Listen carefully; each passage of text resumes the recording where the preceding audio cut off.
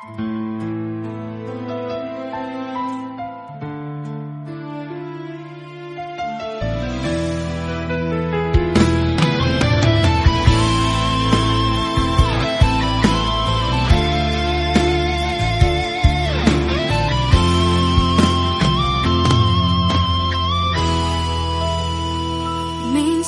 may leader na may tapang at puso.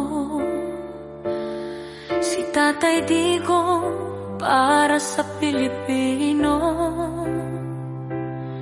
Tinindigan ang tama, nilaban ang mali. Ngunit siya ngayon tila nakapiit sa dilim. Habang ang bansa'y lumulubog sa baha, sa kasinungalingan at pangungurakot ng iba, ang mga traidor malay at nakatawa. Ang tapat na puso ang siyang nagdurusa.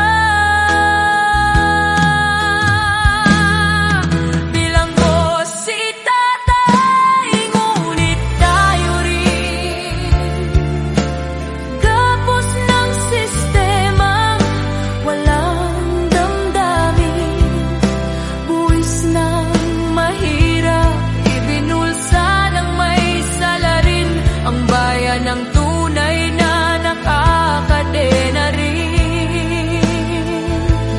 Kahit siya'y ikinulong ng kapwa't batas, ang tapang niya'y apoy na di kailanman magwawakas.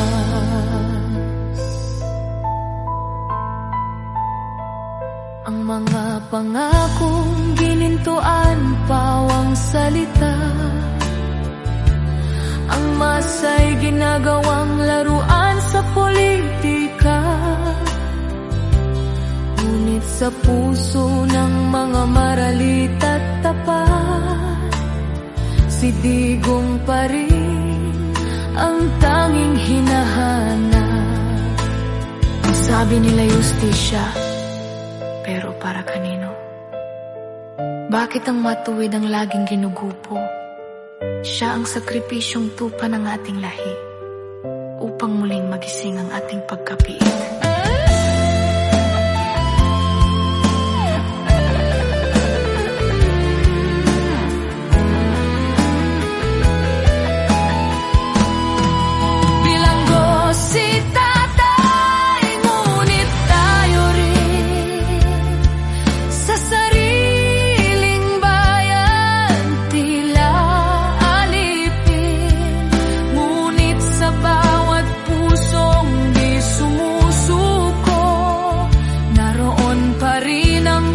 Sigla't sigaw ng totoo.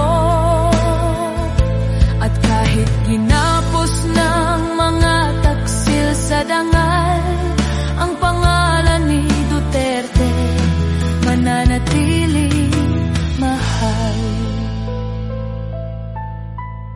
Tatay Digong, habang ikaw ay nakakulong, ang bayan mong iniwan, siyang tunay na bilanggo ngayon.